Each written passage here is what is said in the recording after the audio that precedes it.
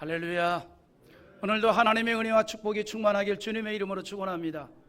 하나님께서 세상을 창조하시고 마지막 날에 사람을 지으셨습니다.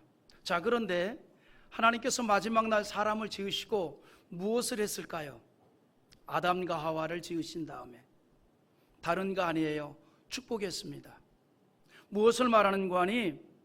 하나님께서 사람을 지으시고 가장 크게 관심을 갖는 게 뭐냐면 복을 받는 자가 되라. 여러분, 아이를 낳으면 딱 쳐다보고 제일 먼저 관심 갖는 게 누구예요? 코가 아빠 닮았네. 그거 뭡니까? 하나님은 하나님의 형상대로 사람을 지으시고 가장 큰 관심이 뭐였냐면 복 있는 인생이 될지어다, 그거였어요. 그래서 아담과 하와를 하나님의 형상대로 지으셨습니다. 그리고 제일 먼저 한 일이 뭐냐면 축복했어요. 창세기 5장 2절에 보면 이렇게 말합니다. 남자와 여자를 창조하셨고 그들이 창조되던 날에 하나님이 그들에게 복을 주시고 그들의 이름을 사람이라 일컬으셨더라 하더라. 할렐루야. 창조되던 날에 다른 거 안 했어요. 그들에게 복을 주었다 이 말입니다. 하나님의 형상대로 창조된 그날 하나님께서 인간을 위해서 하신 일은 축복하는 일입니다. 뭘 얘기하냐면 하나님께서는 인간이 이 땅에서 복받는 인생이 되기를 원한다는 거예요. 복받는 인생은 되기를 원한다. 그래서 성경은 이처럼 사람을 축복하시는 하나님의 말씀으로 가득합니다. 하나님의 형상대로 창조된 인간을 축복하시고 그리고 인간은 하나님 앞에 복을 받기 위해 서 있는 인생이라는 사실입니다. 그래서 하나님은 사람에게 복 주시는 하나님이에요. 하나님은 저주하시는 하나님이 아닙니다. 하나님은 축복하는 하나님이에요. 하나님께서 인간을 지으시고 복 있는 인생으로 살기를 원하셨던 거예요. 이것이 우리를 바라보시는 하나님의 마음입니다. 하나님은 저주하시는 하나님이 아니라 하나님은 축복하시는 하나님인 줄 믿으시기 바랍니다. 그래서 사람은 하나님의 복을 받을 자로 존재하는 거예요. 하나님의 복을 받을 자로 존재하고 그리고 그 복을 받아서 누리는 인생을 살도록 이 땅에서 우리는 살아가고 있다는 겁니다. 그래서 우리가 이 땅에서 사는 것 자체가 하나님의 복을 받아서 누리는 자로 존재한다는 사실을 여러분 믿으시기를 바랍니다. 이미 이것은 앞서 말했듯이 인류의 시조 아담을 통해서 우리에게 보여주었잖아요. 창세기 1장 28절 우리 한번 읽어볼까요?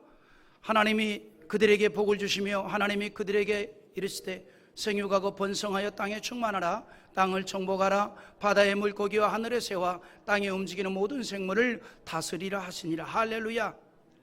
하나님께서 뭐라고 얘기했습니까? 하나님이 그들에게 복을 주시며 그랬어요. 하나님께서 아담을 지으시고 그에게 복을 주시며 그랬습니다. 여러분, 인류의 시조를 향해서 그렇게 말씀하신 하나님은 오늘도 우리에게 그렇게 말씀하십니다. 복을 주시며 그랬어요. 그리고 그 복의 내용이 뭡니까? 이 땅에서 잘 살라 이 말입니다. 한마디로 말하면 잘 먹고 잘 자고 잘 살라는 거예요. 이게 하나님의 뜻입니다. 하나님께서 창조한 모든 것을 그냥 누리라는 거예요. 하나님께서 우리에게 주신 것을 다 누리라는 겁니다. 하나님 그렇게 말씀했잖아요. 예? 땅에 충만하고 땅을 정복하고 하나님이 창조하신 모든 생물을 다스려라, 누려라 이 말입니다. 하나님께서 그렇게 축복하셨습니다. 그러므로 여러분, 우리는 어떤 사람이냐면 하나님의 복을 받고 누리면서 살 인생이에요. 오늘 저는 말씀을 통해서 이 사실에 대해서 확증하기를 바랍니다. 여러분의 존재를 확증하라는 거예요. 여러분은 하나님의 복을 이 땅에서 누릴 자들입니다. 하나님은 저주하시는 하나님이 아니에요. 하나님께서는 하나님이 창조한 모든 것을 누리라고 말씀하고 있습니다. 그래서 믿음의 조상 아브라함을 부르실 때에도 하나님께서는 복을 주셨어요. 축복을 언약했다 이 말입니다. 창세기 12장 1절에 보면 여호와께서 아브라함에게 이르시되 너는 너의 고향과 친척과 아버지 집을 떠나 내가 너에게 보여줄 땅으로 가라 라고 하면서 하나님께서 아브라함을 부르셨습니다.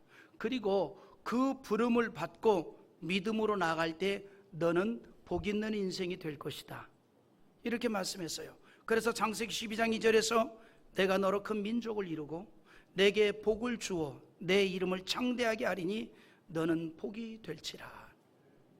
하나님께서 아브라함을 부르실 때에도 하나님께서는 축복받는 인생을 언약해 주었다는 사실입니다.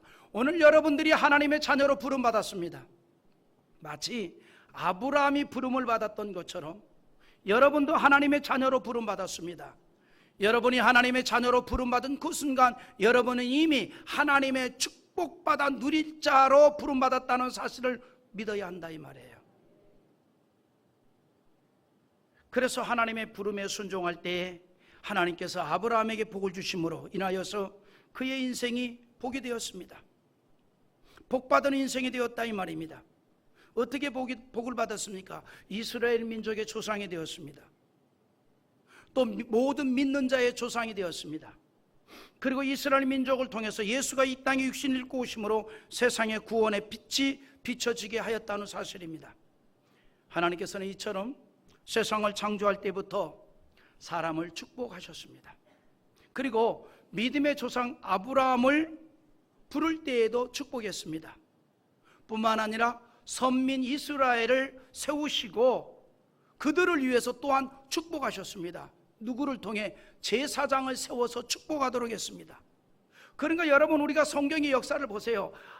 아담을 지으시고도 축복하시고 믿음의 조상 아브라함을 부르실 때도 축복하시고 선민 이스라엘을 세우면서도 축복하시고, 그래서 하나님께서 제사장을 통해서 이스라엘 백성들에게 무엇을 명하는가 하니 여호와 하나님은 축복하는 하나님이라는 사실을 계속해서 가르치고, 그리고 주님의 이름으로 여호와의 이름으로 이스라엘 백성들을 위해서 축복하라고 그랬습니다. 이것이 하나님의 뜻입니다. 여러분, 그래서 저도 마음껏 축복하는 거예요. 성도들을 생각나면 축복 기도하는 겁니다. 여러분, 목사가 하는 일이 뭘까요? 주의 말씀을 들어 하나님의 뜻을 가르치며 주의 말씀대로 따라가게 하며, 그래서 복을 받는 인생이 되게 하는 거 아니에요? 그래서 성도들을 향하여서 주의 말씀을 바르게 전하고 축복된 길을 전하고, 그리고 기도하면서 성도들이 복된 인생이 되도록 기도하는 거 아니겠습니까? 그런데 이것은 제 뜻이 아니라 하나님 여호와의 뜻이라는 겁니다. 하나님께서 이스라엘 백성들을 축복하실 때 제사장을 통해서 축복하도록 했던 것입니다. 그래서 하나님께서 제사장을 통해서 이스라엘을 축복하도록 하시면서 하나님은 복 주기를 원하는 하나님이라는 사실을 항상 기억하도록 말씀했습니다. 그러므로 민수기 6장 24절에서 이렇게 말하죠. 여호와는 내게 복을 주시고 너를 지키기를 원하며 라고 하였습니다. 그리고 나서 바로 이어서 27절에 가가지고는 그들은 이같이 내 이름으로 이스라엘 자손에게 축복할지니 내가 그들에게 복을 주리라 그랬습니다. 그러니까 뭐예요? 하나님께서 제사장들에게 이스라엘 백성들을 축복하라는 거예요. 어떻게 축복하라는 거냐? 하나님은 하나님의 백성들이 복받는 인생이 되기를 원한다는 거예요. 하나님은 축복하는 하나님이라는 거예요. 그래서 그 하나님의 뜻에 따라서 이스라엘 백성들을 마음껏 축복하면 하나님께서 그 축복을 부어주신다는 겁니다. 그래서 저도 축복하는 거예요. 심지어는 하나님께서 이스라엘 백성들에게 계명을 주었잖아요. 계명을 왜 주었을까요? 여러분, 그 계명을 통해서 이스라엘 백성들을 엄격하게 통제하기 위해서 계명을 준 게 아니에요. 하나님께서 왜 하나님의 말씀을 주었을까요? 그 말씀으로 통제하기 위해서 주신 게 아니라 복을 주시기 위한 방편으로 삼기 위해서 하나님의 계명을 주었어요. 하나님의 규례를 주었다 이 말입니다. 하나님은요, 하나님의 백성들을 어떻게 해서든지 복 있는 인생이 되기를 원해요. 그런데 덮어놓고 복을 받을 수는 없잖아요. 그래서 계명을 주신 겁니다. 이렇게 가라. 그러면 복을 받으리라. 할렐루야. 그래서 신명기 6장 24절에 이렇게 말합니다. 우리 한번 같이 읽어보겠습니다. 여호와께서 우리에게 이 모든 규례를 지키라 명령하였으니 이는 우리가 우리의 하나님 여호와를 경외하여 항상 복을 누리게 하기 위함이며 또 여호와께서 우리를 오늘과 같이 살게 하려 하십니다. 아멘. 여러분, 하나님께서 규례를 주신 이유가 뭡니까? 항상 복을 누리게 하기 위함이라 그랬어요. 항상 복을 누리도록 하기 위해서 하나님께서 우리에게 계명을 주었다는 것입니다. 그러니까 하나님의 말씀은 무거운 짐이 아니에요. 우리를 축복하기 위한 여호와의 말씀인 줄 믿으시기 바랍니다. 아멘입니까? 이처럼 하나님께서는요, 우리가 복을 받은 인생으로 살기를 원합니다.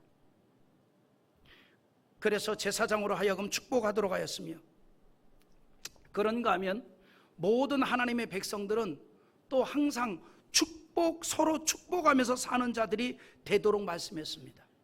그러니까 여러분, 우리가 성경의 흐름을 보면요, 하나님은 아담과 하와를 축복했고, 아브라함을 축복했고, 이스라엘 백성들을 축복했고, 그리고 모든 하나님의 백성들은 서로 축복하면서 사는 자가 되라고 말씀하고 있습니다. 오늘 여러분, 그래서요, 우리는 이 땅에서 서로 축복하는 자들이 되기를 원합니다. 왜 여러분 우리가 서로 축복해야 될까요? 하나님은요, 이렇게 축복하는 인생이 되어서 모두가 다 복 있는 인생으로 살기를 원하기 때문입니다. 특별히 우리 하나님의 백성들은 그래서 만나는 사람들마다 축복할 수 있기를 원합니다. 할렐루야. 여러분, 세상 사람들이 사촌이 땅을 사면 배가 아프지만 우리는 사촌이 땅을 사면 막 즐거워서 어쩔 줄 몰라 하기를 주님의 이름으로 축원합니다. 아멘이 조금 쓰러지려고 그러네. 우리가 막 축복해야 돼요. 여러분, 성경이 뭐라 그랬어요? 예수님께서 전도자들을 파송했어요. 전도자들을 파송하면서 예수님 뭐라고 말씀했습니까? 너희가 오늘 가정에 머무르거든 그 가정을 위해서 마음껏 복을 빌으라 그랬어요. 그건 뭐예요? 축복하라 이 말입니다. 축복하라. 그러니까 여러분, 우리 성도들이 항상 예배당에 와서도 나를 축복하고 교회를 축복하고 성도를 축복하고 어느 집에 머물 때에도 제일 먼저 하나님 이 가정을 축복해 주옵소서. 아멘입니까? 축복하는 거예요. 예수님께서 제자들을 그렇게 명했습니다. 마태복음 10장 12절과 13절인데 또 그 집에 들어가면서 평안을 빌라. 그 집이 이에 합당하면 너희의 빈 평안이 거기에 임할 것이요 만일 합당하지 아니하면 그 평안이 너희에게 돌아올 것이라 그랬어요. 여러분, 예수님께서 말씀하신 그 평안은 단순히 마음의 안정이 아닙니다. 뭘까요? 하나님이 복을 주심으로 얻게 된 평강을 말합니다. 제자들에게 그 축복을 빌라 그랬습니다. 그래서 그 축복을 빌어서 그 복을 받을 만하면 그 집에 머무를 것이요 그 복을 받을 만하지 못하면 너희가 빈 복이 다 누구에게로 돌아오리라? 내게로 돌아오리라 그랬어요. 여러분, 그래서 우리는 항상 축복하는 자들이 되기를 원합니다. 모든 사람에게 다 축복하십시오. 받을 만하면 임할 것이요 받지 않을 만하면 그 복이 다 내게로 옵니다. 이게 실감이 안 되는 것 같은데 여러분들에게 자루 하나를 주면서 그냥 금덩어리가 막 산더미가 쌓여 있는 곳에 가서 원하는 만큼 담아가라 그러면 마음껏 담아갈 거 아니에요. 여러분들이 누군가를 위해서 축복하는 것은 곧 내가 그 복을 받는 것이에요. 그래 여러분, 우리가 마음껏 축복하는 겁니다. 예수님도 그걸 명하고 있는 것입니다.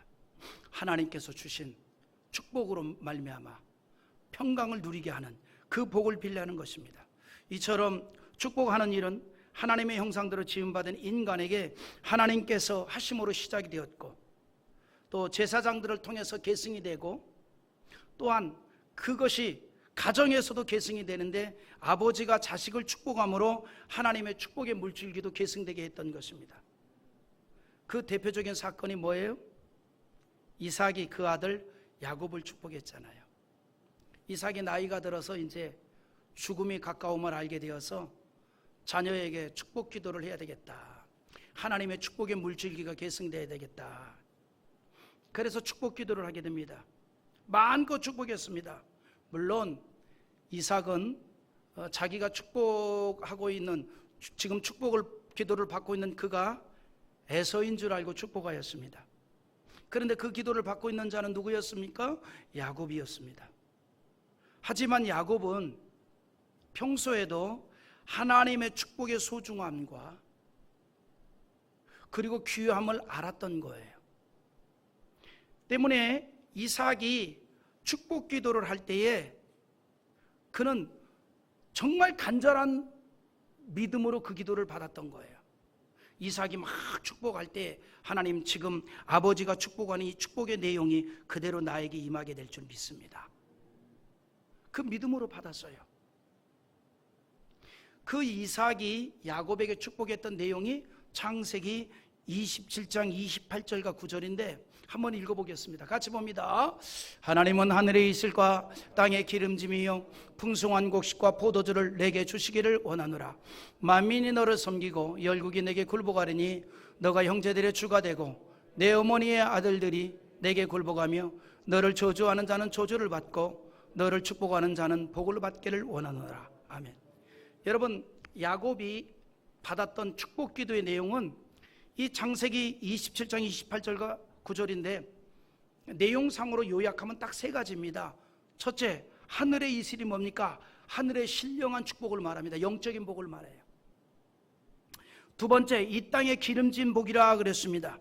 풍성한 곡식과 포도주, 그러니까 이 땅의 물질적인 풍요로운 복을 말합니다. 그리고 그 다음 만민이 너를 섬긴다, 존경의 복을 말했어요. 여러분, 우리가 이 땅에 살면서 이 세 가지 복을 받는다면 이건 완전한 복 아니겠어요? 하늘의 신령한 복을 받아서 우리 성도들처럼 믿음 생활도 잘하고 은혜 생활도 잘하고, 할렐루야. 그리고 이 땅의 생업도 형통함을 얻게 되고, 여기서 끝나지 않고 사람들에게도 존경받고, 이야, 뭐 더 욕심 부릴 거 뭐 있어요? 그런데 이삭이 야곱을 위해서 축복할 때 그런 축복 기도를 했던 겁니다. 그때 야곱은 아멘, 아멘, 이 축복의 내용이 그대로 나의 삶을 통해서 이루어 주시옵소서 간절히 사모했다는 거 아닙니까? 그리고 그의 삶을 통해서 그 축복이 그대로 이루어지는 것을 보고 축복의 계승됨에 대한 확증을 하게 되었던 겁니다. 축복의 계승되는 것에 대한 확증, 그리고 축복 기도의 능력을 알았습니다.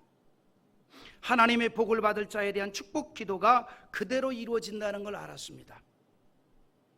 그래서 야곱 그도 그의 인생을 통해서 깨달은 것이 있었기 때문에 노년이 되어서 이제 죽음이 임박한 걸 알게 되었어요. 그래서 그도 마지막에 뭐 했느냐? 자녀들을 다 모아놓고 하나님에 대한 예언적 메시지를 전하면서 그 중에서 특히 요셉에 대해서는 큰 축복 기도를 해주었는데, 그게 오늘 우리가 읽은 본문의 말씀입니다. 이게 본문의 말씀이에요.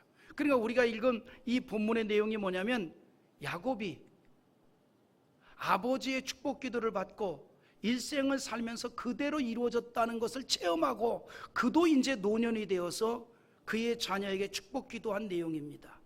특히 요셉에게 하나님, 이런 여호와 하나님의 축복이 임하기를 원합니다 라고 하면서 축복했습니다. 그 중에 첫째가 22절인데 다시 한번 읽어볼까요? 같이 봅니다. 요셉은 무성한 가지 곧 샘 곁에 무성한 가지라 그 가지가 담을 넘었도다.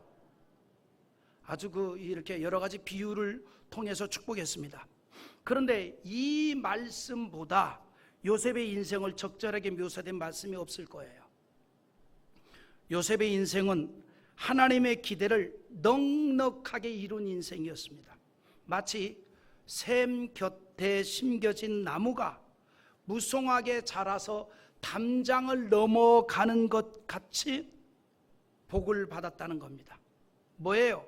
야곱의 마당에 심어졌던 요셉은 무성한 가지처럼 뻗어나가서 야곱의 담장을 넘어서 어디까지 뻗어나갔는가 하니 이방 땅 애굽 땅까지 뻗어나갔어요. 그리고 그 땅에서 전능하신 하나님을 알지 못하는 이방인들에게 알렸습니다. 그러니까 여러분, 우리가 한 가지 기억할 것은 바로 이겁니다. 요셉이 애굽까지 가게 된 것이 인간적으로 보면은 굉장히 고통스러운 비참한 것인데, 하나님 편에서 볼 때는 축복의 역사였어요.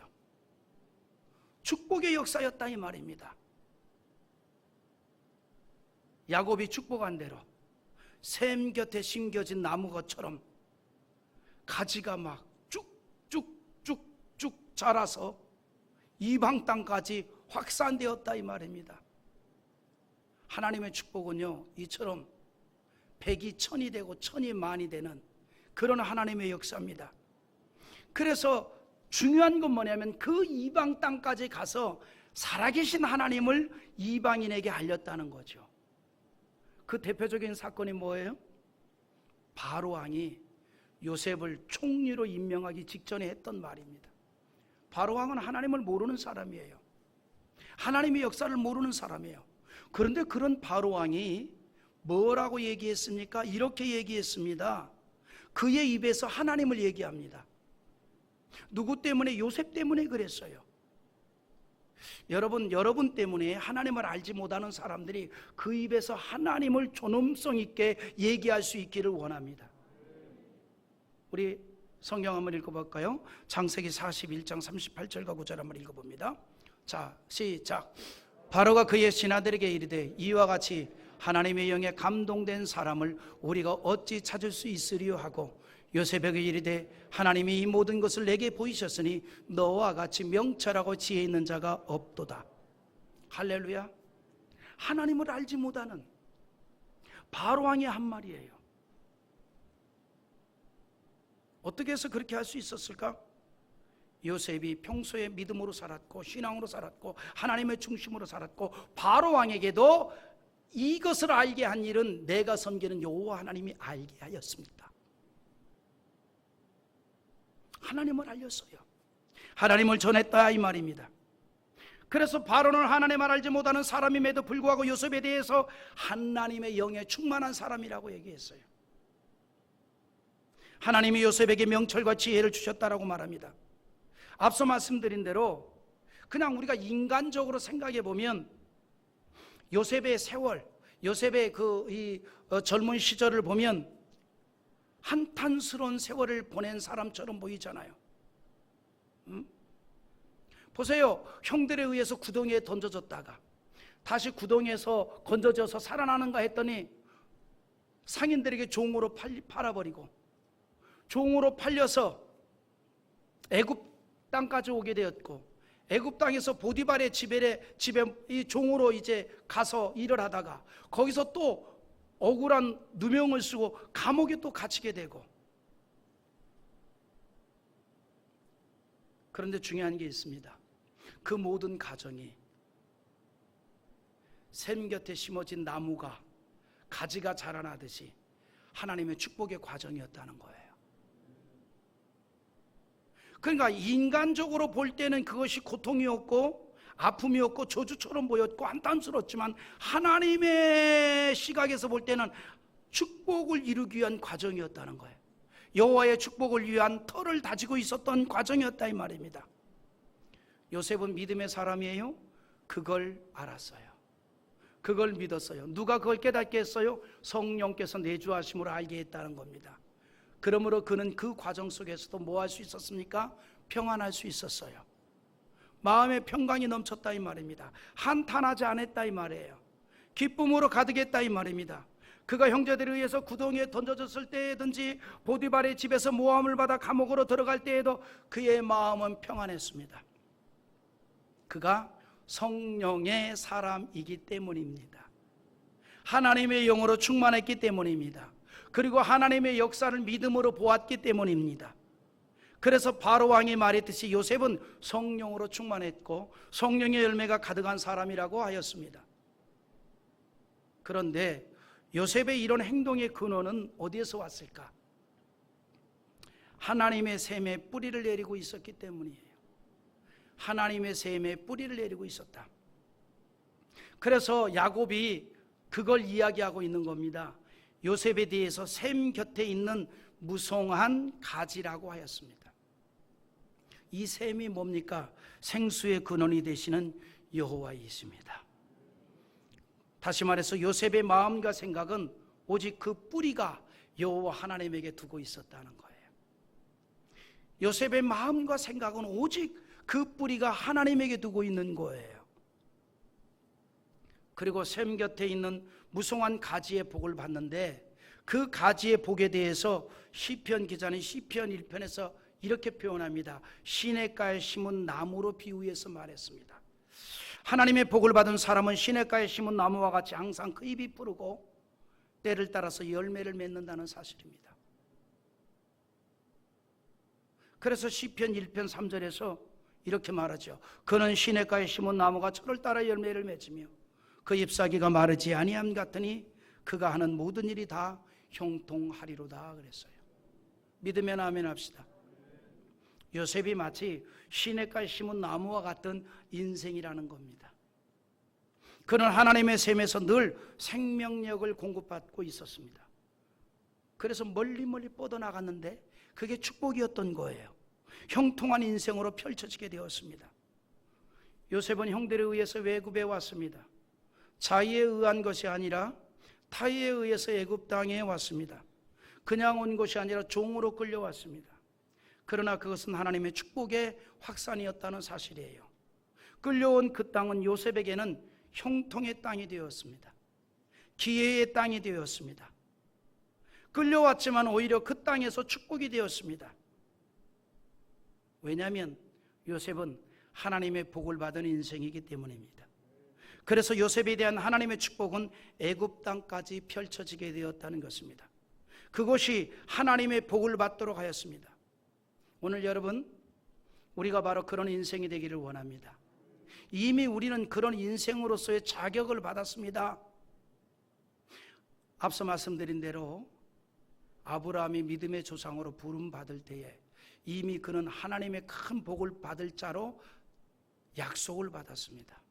마찬가지로 우리가 하나님의 자녀로 부름을 받을 때 우리는 하나님의 큰 복을 받아 누릴 자로 자격을 받고 부름을 받았습니다. 그래서 우리가 바로 하나님의 복을 받을 인생이에요. 아멘입니까? 이걸 우리가 믿어야 돼요. 나는 하나님의 복을 받을 자다. 그래서 내가 머무르는 그 땅이 축복의 열매가 맺어지는 땅이 되는 겁니다. 여러분, 그러므로 복받을 땅이 따로 있는 게 아니에요.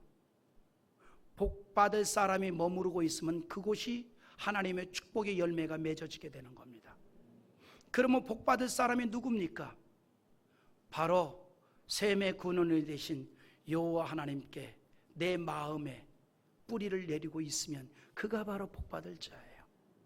그런 면에서 예수를 그리스도로 믿고 하나님을 아버지로 섬기며 여러분의 마음과 생각이 그 하나님께 뿌리를 내리고 있는 여러분 모두가 복받을 자인 줄 믿으시기 바랍니다. 요셉이 그걸 우리에게 보여줬어요. 그가 보디발의 집에 들어가니 보디발의 가정이 복을 받았습니다. 그가 감옥에 들어가니 세상의 감옥안이 복되게 되었습니다. 그가 애굽의 총리가 되어서 바로 왕이 보좌 외의 모든 권한을 요셉에게 주어서 애굽을 완전히 통치하게 하니 애굽 땅이 복을 받았습니다. 바로 이런 역사가 있어요. 물론 요셉의 출발은 참으로 초라했지요. 애굽으로 향했던 요셉의 현실은 종의 신세입니다. 그런 요셉의 현실은 복으로 보이지 않아요.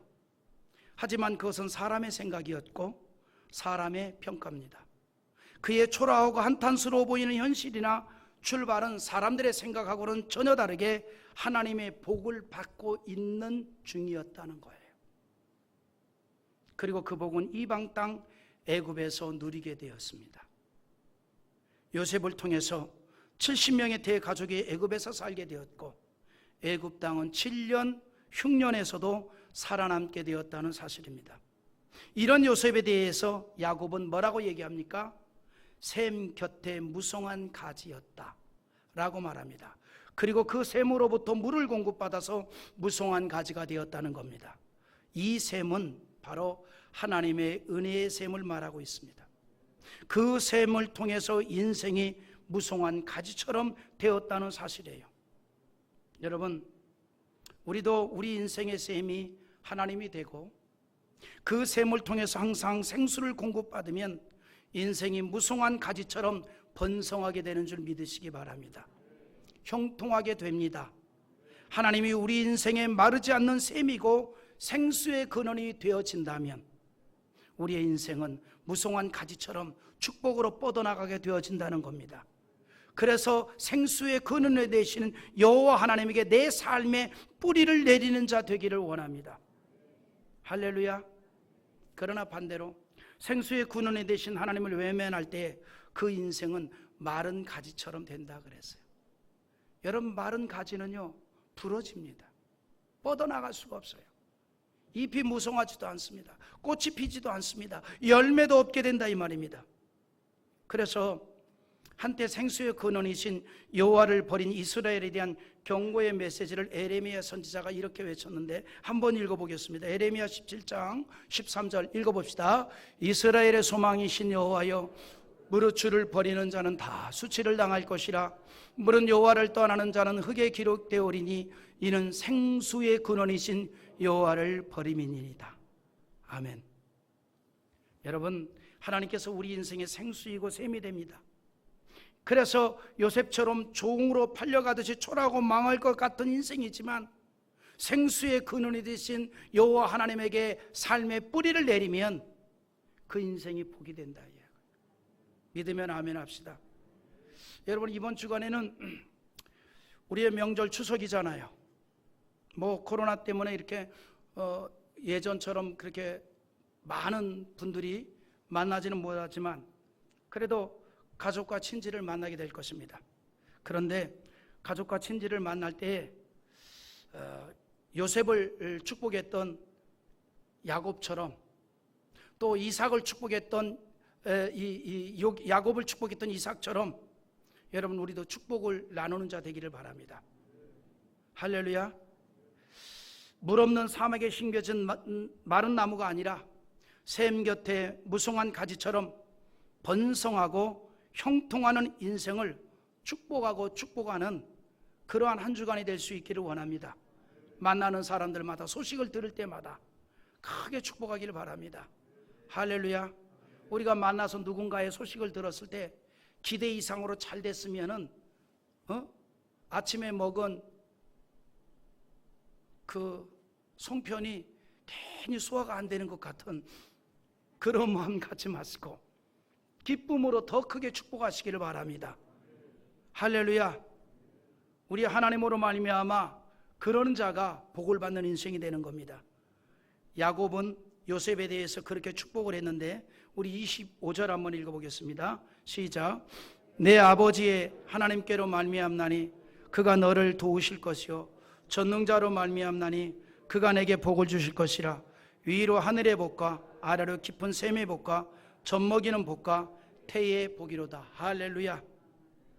여기 보니까 요셉이 받은 복에 대해서 위로 하늘의 복과 아래로 깊은 샘의 복이라고 그랬습니다. 뭘 말합니까? 영적인 복과 물질적인 복을 말하고 있습니다. 우리가 그러한 복을 받는 자 되기를 원합니다. 영적인 복을 받아서 신앙의 승리자가 되시고 물질적인 복을 받아서 풍성함이 가득하기를 바랍니다. 요셉이 그렇게 복을 받았다는 사실입니다. 우리가 이처럼 요셉과 같은 복을 받기를 희망하면서 축복하고 축복하는 겁니다. 우리 마지막으로 그렇게 해야 될 이유를 시편 109편 17절에서 발견하는데 한번 읽어보겠습니다. 그가 저주하기를 좋아하더니 그것이 자기에게 임하고 축복하기를 기뻐하지 아니하더니 복이 그를 멀리 떠났으며. 여러분, 이 말이 무슨 말입니까? 왜 우리가 축복하며 축복해야 될까요? 성경은 이렇게 말합니다. 그가 저주하기를 좋아하더니 그것이 자기에게 임하더라 그랬어요. 또 축복하는 것을 기뻐하지 아니하니까 그가 받았던 복까지 멀리 떠나가 버렸다는 거예요. 날아가 버렸다는 겁니다. 그래서 예수님께서 전도자를 파송하면서 그들이 머무는 집을 위해서 축복하도록 하였습니다. 그러므로 우리가 축복하고 축복하는 자 되기를 원합니다. 할렐루야. 제일 먼저 나 자신을 축복하십시오. 나 자신을. 그러니까 거울을 볼 때마다 자기를 축복하세요. 믿음으로 살 자요, 신앙으로 살 자요, 영적으로 승리할 자요, 하나님의 형통케 하는 복을 받을 자요. 아멘. 내가 나를 구박하면 다른 사람도 나를 구박하는 법이에요. 그렇다고 오만하고 교만하라는 거 절대로 아닙니다. 잘난 척하라는 거 절대로 아니에요. 나 자신도 하나님의 복을 받아야 될 인생이라는 믿음의 고백을 하라는 겁니다. 하나님이 내 인생을 축복해야 됩니다. 하나님이 나의 삶을 복 주셔야만 됩니다. 하나님 나를 축복해 주시옵소서. 저는요 목사이지만 저도 저를 축복합니다. 하나님 처음 하나님의 종으로 부름받았을 때에 그 은혜를 주시고 그때 제가 기도했던 것처럼 목양이 항상 형통하게 하옵시며, 여러분 생각해도 제가 목회에 큰 복을 받았지 않았습니까? 왜 그랬을까? 나도 나를 축복한다고. 저도 저를 축복을 해요. 오늘 여러분들이 여러분을 축복하기를 바랍니다. 하나님께서 도와주지 아니하면 안 될 수밖에 없는 인생이고, 하나님이 도와주신다면 잘 될 수밖에 없는 인생이오니 하나님 나를 좀 도와주십시오. 나를 축복해 주세요. 나 자신을 축복하는 거예요. 그리고 그 믿음을 가지고 만나는 사람을 축복하시기 바랍니다. 자녀도 축복하시고, 부모도 축복하시고, 형제들도 축복하시고, 이웃도 축복하시고, 위로 하늘의 복과 아래로 깊은 샘의 복을 받는 그러한 축복의 역사를 위해서 축복하는 자에게 한량없는 여호와의 축복하심이 여러분의 삶 가운데 충만하게 맺어지게 될 줄 주님의 이름으로 축원합니다.